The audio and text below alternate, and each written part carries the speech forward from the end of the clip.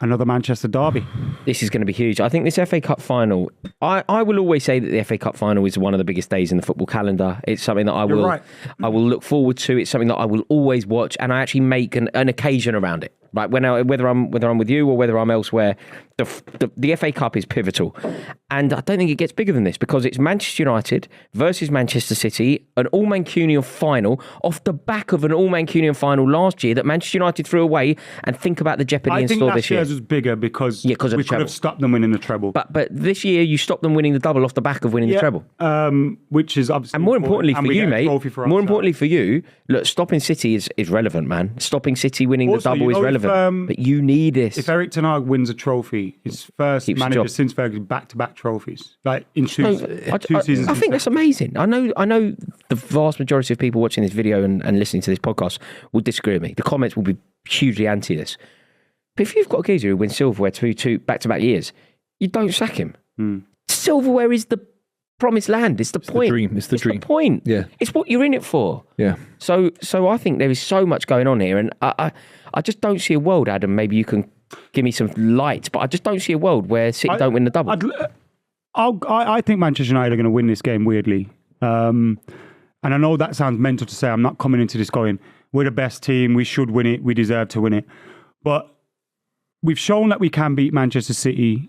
You know, even under Eric Ten Hag, we beat him at Old Trafford, etc. Not this season, last season. And we've shown when we get it right on the day. I feel this season we have been hampered by a lot of injuries, especially when we've come up against some of these bigger teams. And one of the things we're coming into this game with now, Lisandro Martinez returned against Brighton. If he is up to any kind of fitness and we can get what resembles a familiar looking backline up there, and then you add that to Højlund getting a few goals in recent weeks. You've got Kobbie Mainoo doing well, Mason Mount's returning, etc.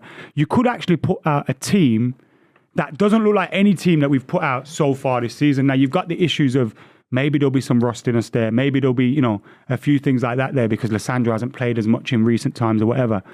But we can finally do that. And I think Lisandro Martinez makes such a difference to the team in terms of how high our line can occupy the pitch, how much gaps are in front of us as well. I think he really helps in terms of plugging them. And I think those players that are returning could be massive for us. Amad Diallo's coming into form as well. It's all huge. There's a lot of reason to be positive, I think, for a Manchester United fan, but ultimately, Buvey, you just batter them. What's happening, everyone? I'm terribly sorry to interrupt this clip, but trust me, you do want to hear this. I need to now say Super 6 is sadly finished for the season, but thank you so much to the wonderful people at Super 6. They partnered with us for the entire season. They really did back the club, so we are eternally grateful to them. Super 6 will be back for the Euro, so make sure that you're following them across all of their social platforms. The links are in the description below, but it is at Super 6 on every platform that you can think of. Make sure that you go and follow them. They have some very exciting stuff coming your way for the Euros 2024. Enjoy the rest of the clip. If they never battered us last year. That is an underrated facet of what happened last season, because last season in the FA Cup, because obviously they scored the penalty. It was a tight game. They were let down by individual mistakes. If this Man United side rock up, that have been a massive part of this season, they underperform for the shirt, they underperform for what Man United represents, some of their performances in the Champions League, the way they give up for the club. If it is anything like that, they'll get absolutely smashed, and rightly so, because I think a lot of those players do not represent what Man United is all about. I couldn't care less, but you have to look at it as a massive opportunity for for Man United to be in an FA Cup final. Who will show up? That's the big debate. See, this is the thing. I just can't see a world where Manchester United find rhythm to beat Manchester City. I think Manchester City will be inspired by what they've achieved in the league. And look, different teams, and we've kind of done it in this podcast explaining, people were saying we were going to lose 6-0 against Liverpool and stuff like that. Yeah. If you remember when we went into that game, we were going, it's going to be 5, it's going to be 6. You need to be rigid. Horrendous. You need to be and rigid. We somehow managed to do it. 4-2-3-1, at the midfield. If you can get that defence, counter-attacking football, working as a unit, for one game, and that's what it is. It's just one game only. No, I do agree. I do agree. I think that there is. Drag it to a penalty shootout, aren't we? I do agree that cups are always unpredictable. Manchester United as a side, in fact, this season has been terribly unpredictable. There is undoubtedly a world in which Manchester United find a way, find a rhythm, find the answer, dig deep and fight to the death and get there.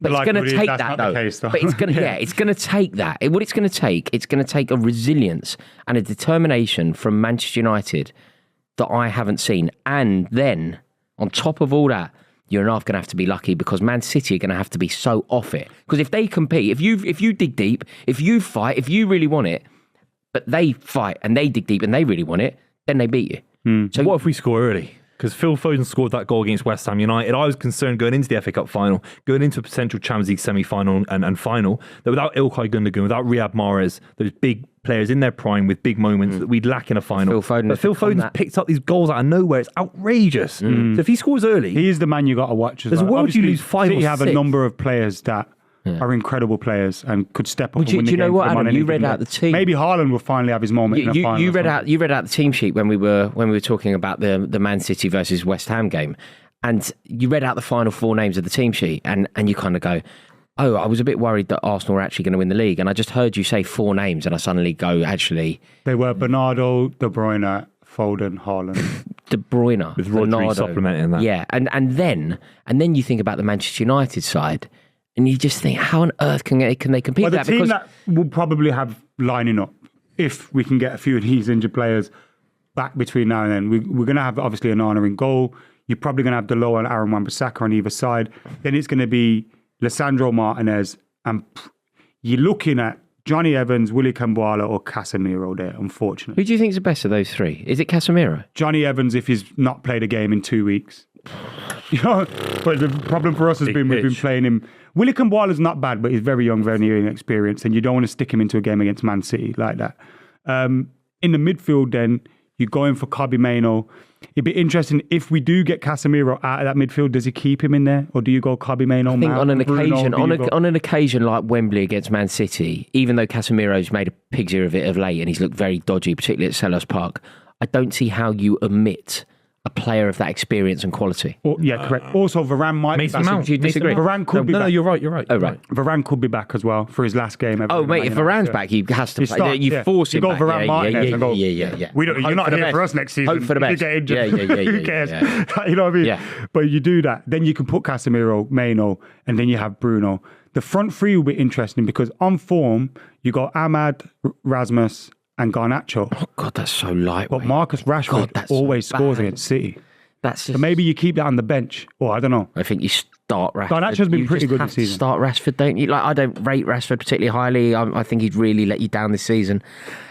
But I don't see how you... You know what I said about Casemiro? I think there are certain players who, if you have the luxury of potentially playing them, regardless of form, it all goes out the window for a cup final against Man United. I think is there a chance that Mason Mount is fit? Mason Mount should be... Then you've got to play Mason... Probably not going to be fit enough to start. You've just got to get Mason Mount on the pitch. You've got to get Varane on the pitch. You've got to get Casemiro on the pitch. And I actually believe that you've got to get Rashford on the pitch.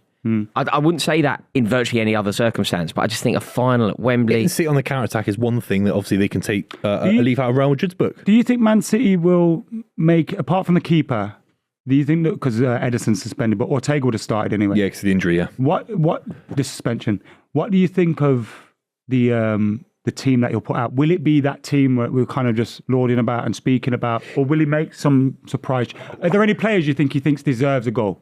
He went heavy with Doku to try and influence the game early against West Ham and score an early goal, and it kind of paid off on some level because Foden scored early. I think bring Kovacic into midfield, slow the game down. There'll be no sentimentality. What do you mean, Ed? There'll be no sentimentality. No, but sometimes he'll go... I'll play a Grealish or I'll play someone that hasn't been involved. Look, only if he's the right man for the job. This is a double at stake. This is a final at Wembley against Man United in the most prestigious cup competition in the world. How does he view Man United's back line with Doku? Doku's the big one. If he doesn't think Doku can influence you early in the game, if he thinks he can, he'll start him. And he'll go all out attack, one in midfield in terms of Rodri as a deep one, everyone else bombing forward.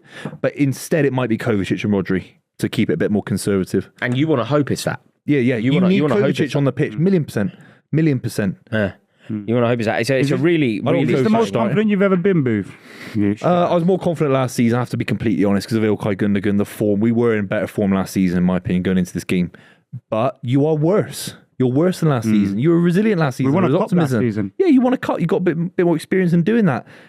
This Man United side, if they rock up the way they have 90% of this season, I think it could be an embarrassment. Also, it's like, if we can get Varane and Martinez onto the pitch and Casemiro, you're suddenly looking at the team. Winners, proven winners. Different, you know what I mean? What do you think, Adam? If I were to push you for a prediction here, how do you see this one going? I've already said I think Man United win. Yeah, but with specific predictions, please. Goal scorers, things like that. Goal scorers, scores, minutes, everything. Manchester United win 2-1. In 90 minutes? Similar final to last season. Yeah, 90 minutes. In 90 minutes. 90 minutes. I think it'd be a similar tight final to last season. Hopefully, we don't concede after 2 minutes. What do you think, Booth? 4-0 City. I don't know. Genuinely, wouldn't be surprised to see either. And a double off the back of a treble. It's an amazing achievement. It really is a double. Absolutely amazing.